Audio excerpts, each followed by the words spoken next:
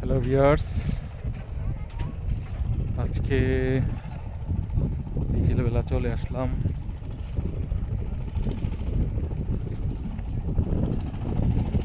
সুন্দর একটা স্পট, এটা বুদ্ধের বাজার এবং ঝাউসরের মাঝামাঝি।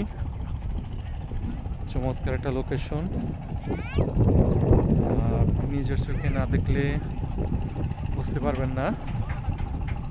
বিকেলবেলা অনেক লোকজন আসে এই জায়গায় ঘুরতে। পরিবেশটা অনেক দারুণ। পিছনে মেঘনা নদী,